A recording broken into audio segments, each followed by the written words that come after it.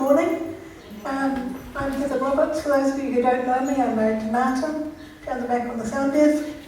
And as Pastor Henry said, he's asked me to speak today about the ministry that I believe God has called me to, which is a project called Just Kai. And this is researching slavery and the production of the food we eat here in New Zealand. And I'm mostly going to be giving my testimony of how God has called me to this and how He's made it possible for me to do this. Oops, that's exciting. But I'm going to start with some information about slavery and end with some practical information about what we can all do about this. And it might seem like a strange thing to be talking about. These are practices that have been very well hidden from us here in New Zealand. If I say slavery, you might think, didn't that end centuries ago? But sadly it didn't. It's illegal basically everywhere, but it still happens quite a lot. Real slaves, people who are forced to work against their will, people who are bought and sold. So I'm going to start with a video to give you a bit of an idea of what I'm talking about. It's a young man from Myanmar called Ong Ye Tung, talking about his story of working as a slave on a squid boat. So was over not to know Pibroni who may be got material and a year ago. Maraga.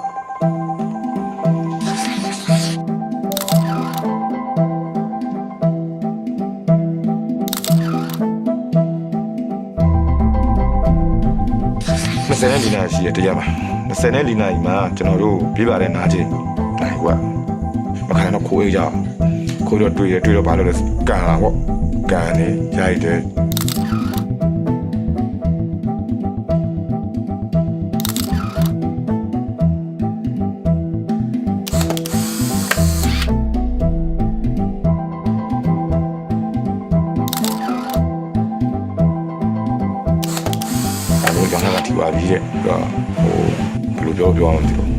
I decided to go to Apple. When I may add, to know on your tongue, I don't do a year to a quarrel.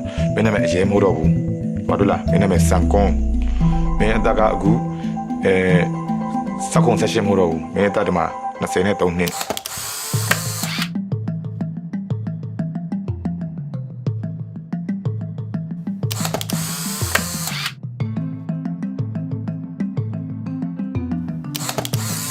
Mazanisi said at him, Aguna Pura, they did Lua Leo Barley. Dima said the Kairala, Coopie the Carapima, Chulu and the Yankee, Elemu.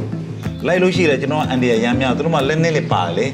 Beijing are the game on the court. I now, since I got a yard using Manila. I mean, I'll do it, you started doing the Jade. I don't who could it.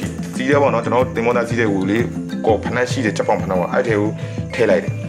When you bend the beer with the Ontario or Porto Balloon Timon out to Timona, Unema, is Obiama Adality in Hagalite.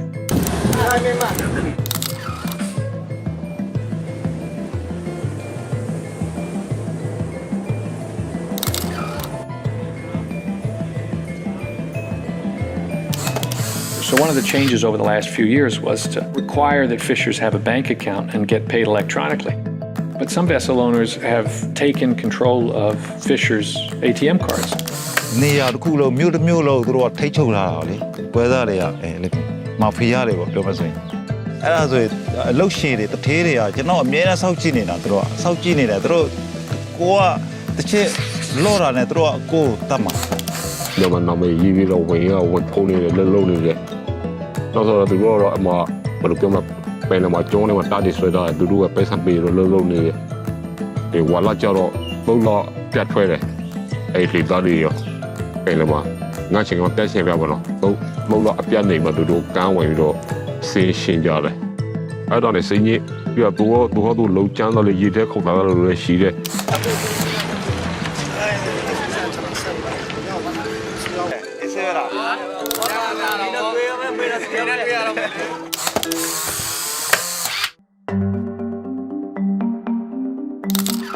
Yabe Yang and Piomaso, Tayama, Duyo Tayama, Coneselawa di Gilong and Piano. Pajalazoro, two di long and a Juanini.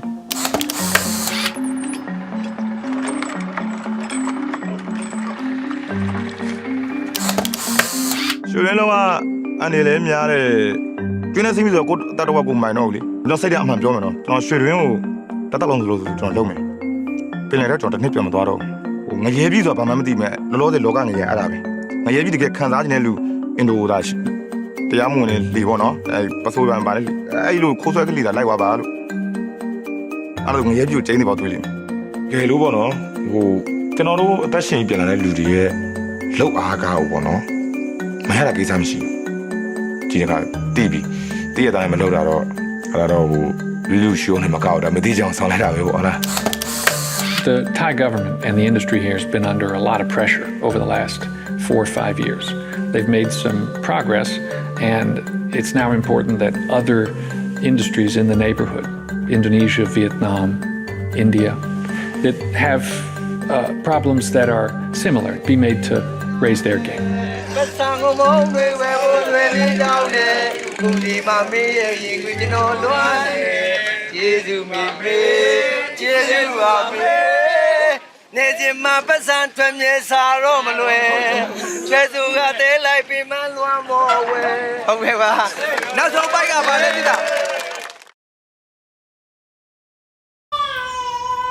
So the International Labour Organization reckons there's about 40 million people in situations like this. That's 8 times the population of New Zealand.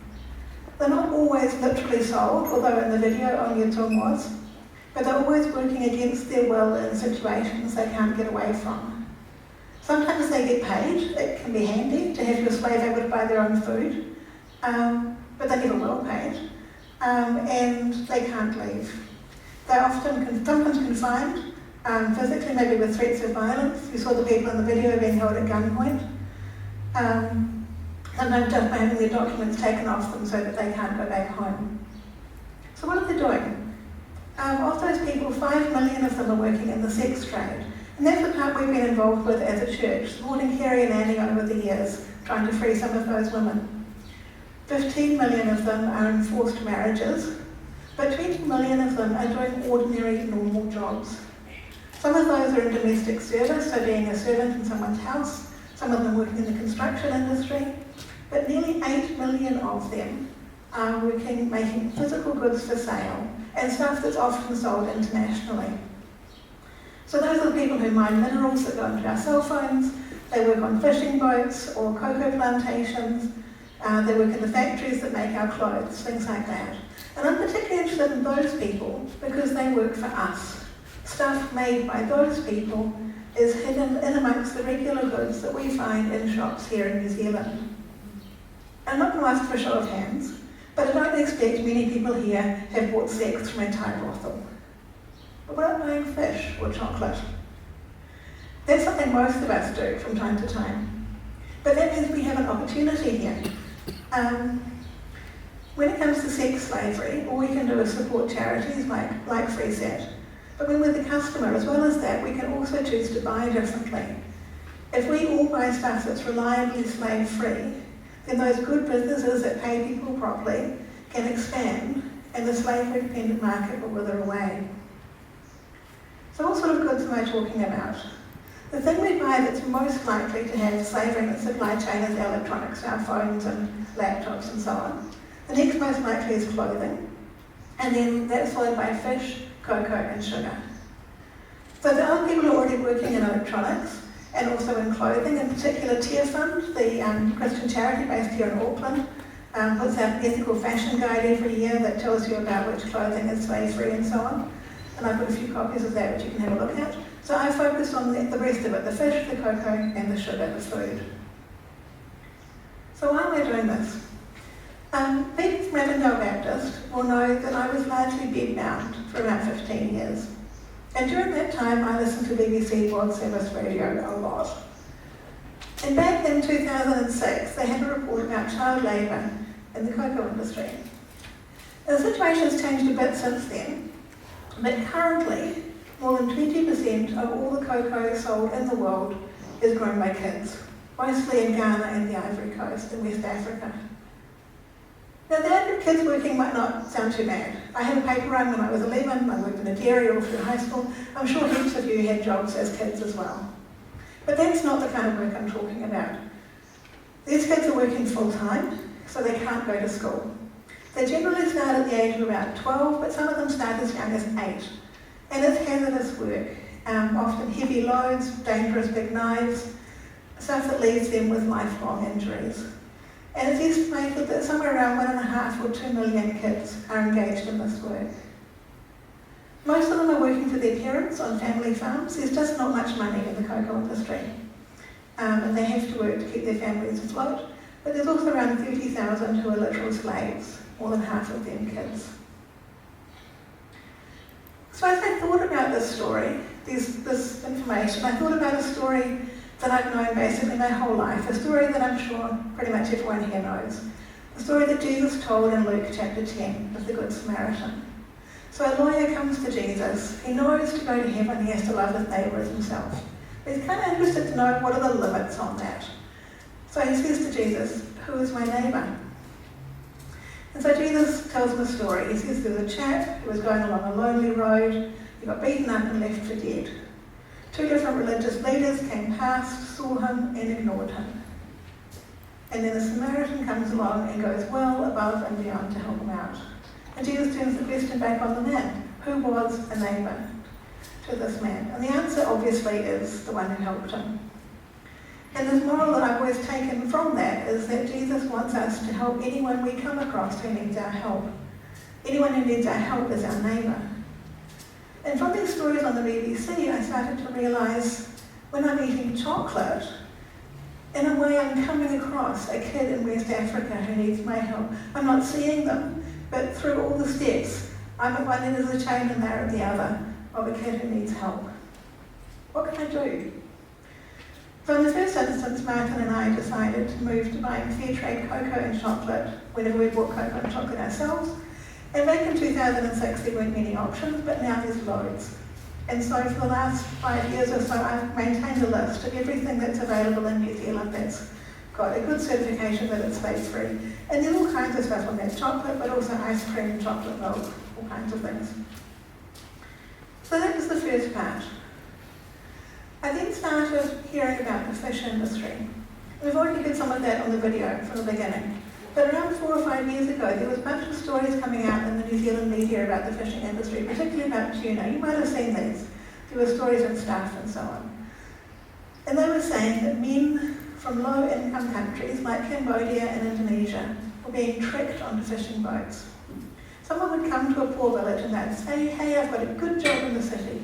You'll be working in a factory, maybe it's a construction job, you'll be well paid, you can send money back and support your family. But when the men went with that person, they'd find it's not like that at all. They'd be trapped on a fishing boat for months or even years. And if that sounds literally impossible, it's not. There's this thing called transshipping. So a fishing boat will go out. Tuna's often hundreds, thousands of kilometres from land. So the boat will go out to where the tuna is, and it will stay there for as much as 4 years. And another boat will come in from time to time, drop off supplies, take off the fish, backwards and forwards. But those men, they are stuck for up to 4 years. They get paid very little, often nothing at all. We also saw in the video the chap talking about working 23-hour days. Again, that sounds ridiculous, impossible, but it's really common to feed them pee. So they feed drugs to keep awake. On those boats, rape is common, even murder. I read a study of Cambodians who've been trafficked into the Thai fishing industry, and 2/3 of them said that they personally had seen someone murdered. So those are terrible stories. And when I first started coming across it, I didn't know what to do, so I ignored it. That's what you do.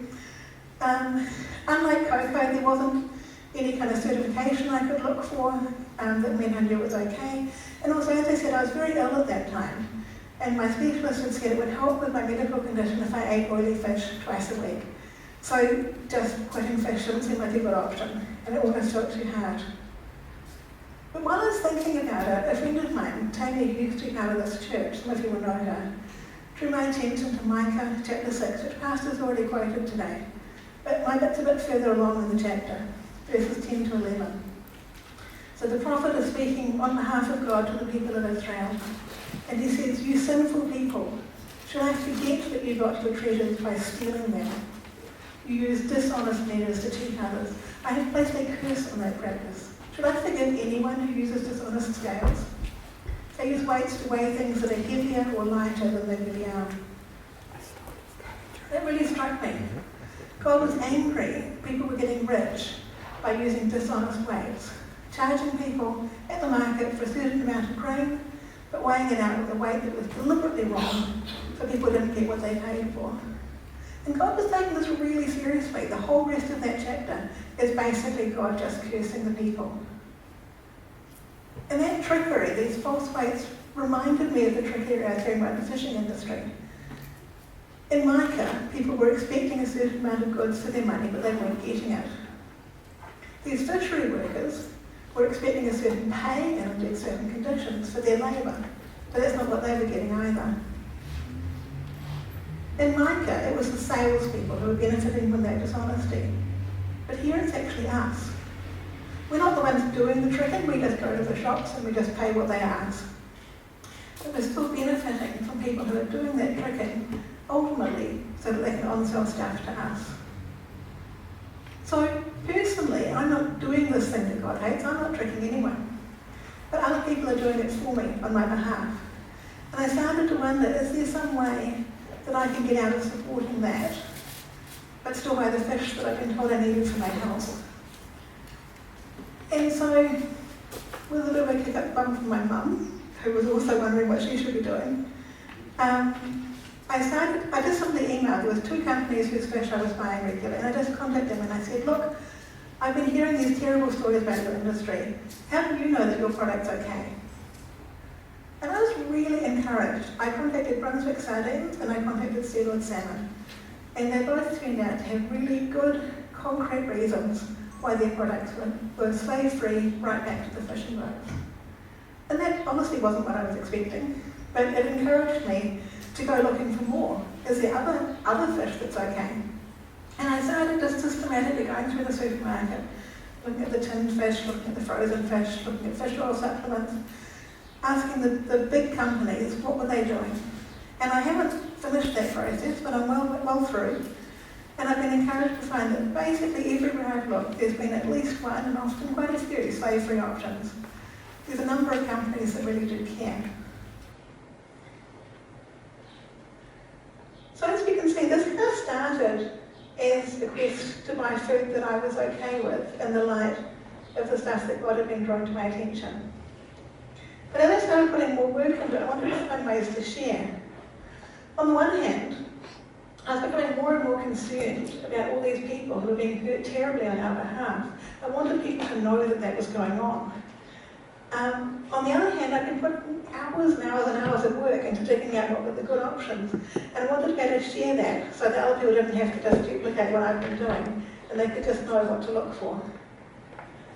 So, around the middle of 2018, Martin and I were talking and praying and wondering what we could do to share about this stuff.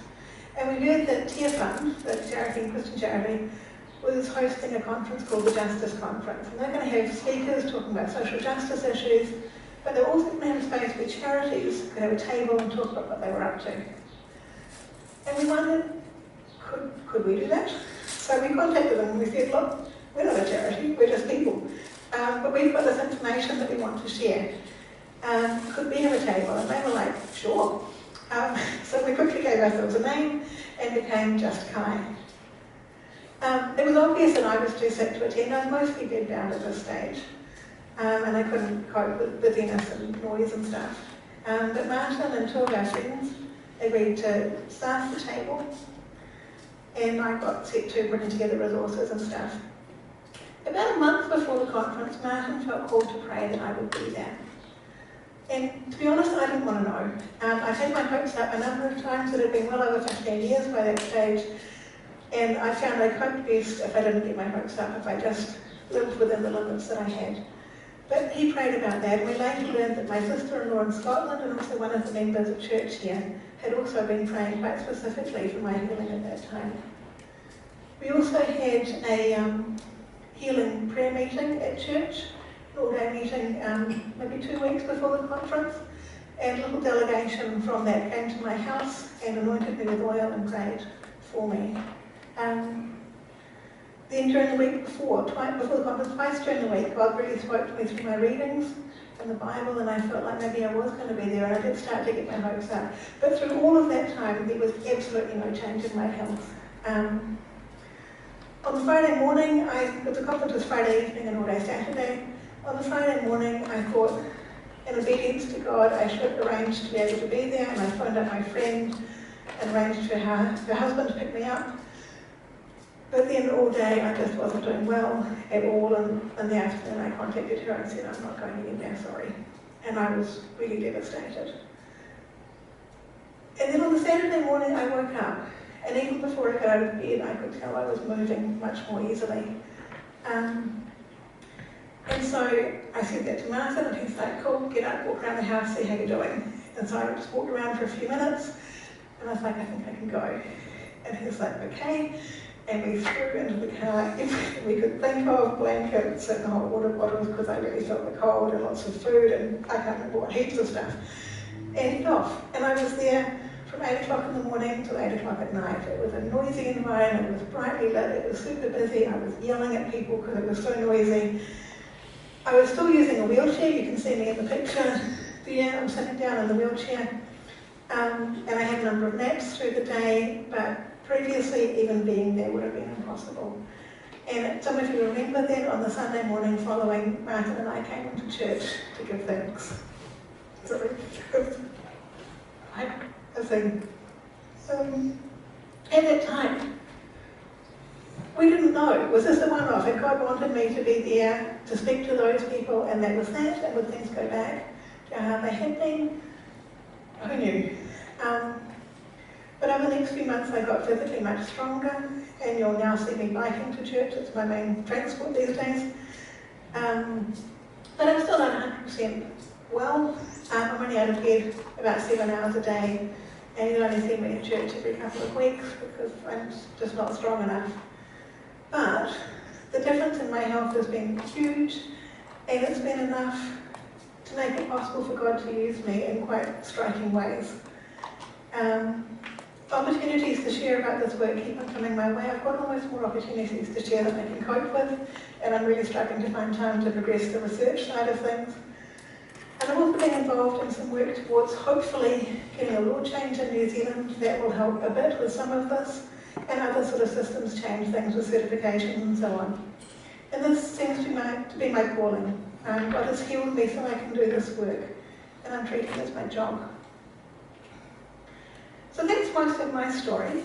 But having heard some of that, you might want to know a bit about what you can do in terms of your own buying.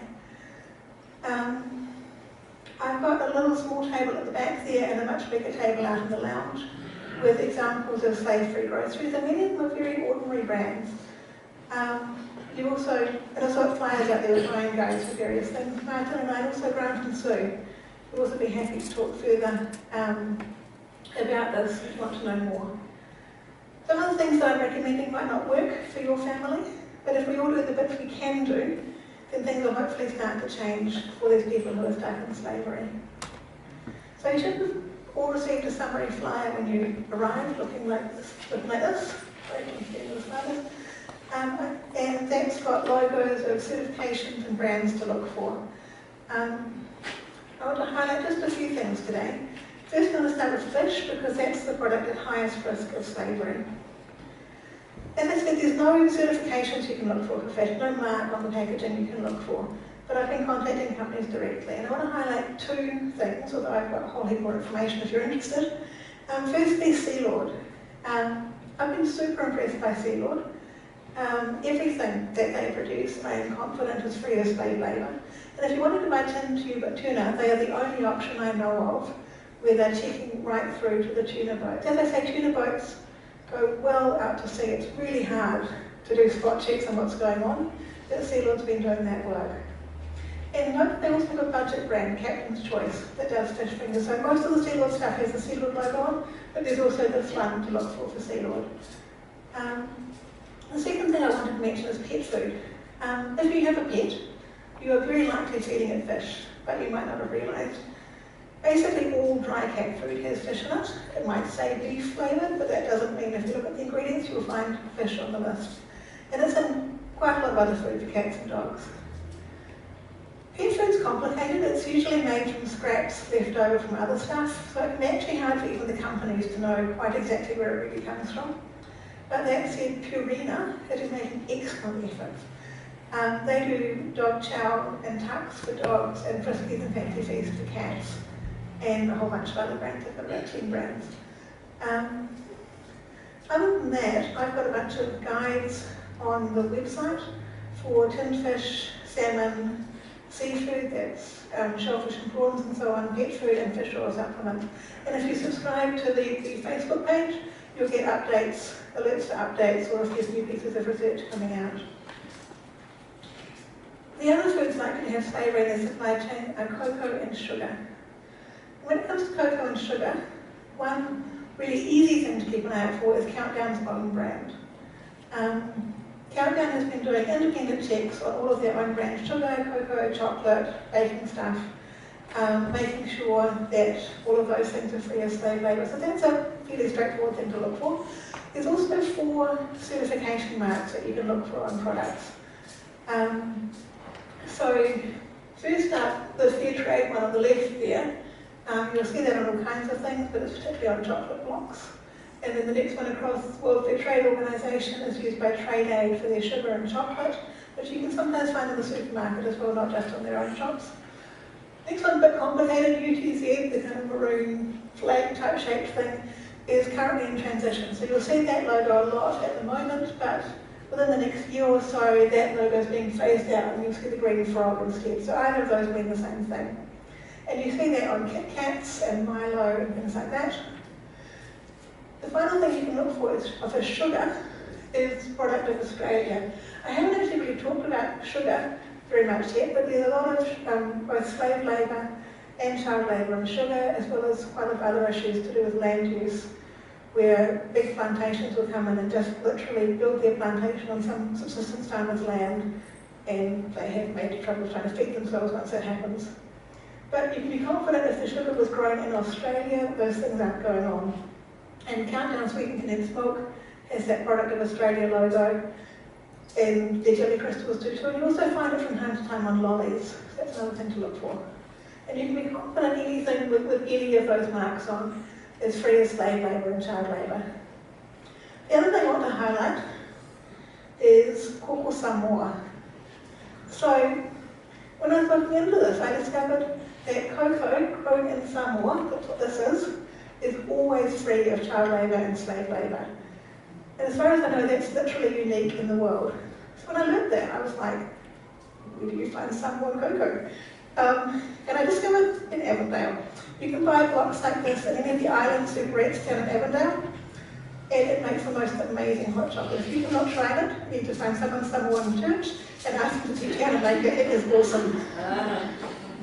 Also, down the back there is tea, if you can give people a wave. Tea works at a cafe called Blue Rose in Sandringham, and they use Koko Samoa in all of their baking, so their brownies and cupcakes and stuff, so that's another place where you can find it.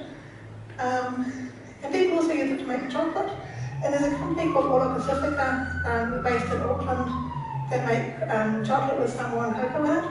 And if you go over to the lounge, there's a bunch of samples on the morning tea tables that you can try of that chocolate as well. Other than that, I have lists of what products you can get with these different marks on them, and with for sugar and for cocoa, but also some Peter Christmas flyers, which have got things for Santas, truffles, fancy biscuits, baking supplies, things you might be looking to buy at this time of year.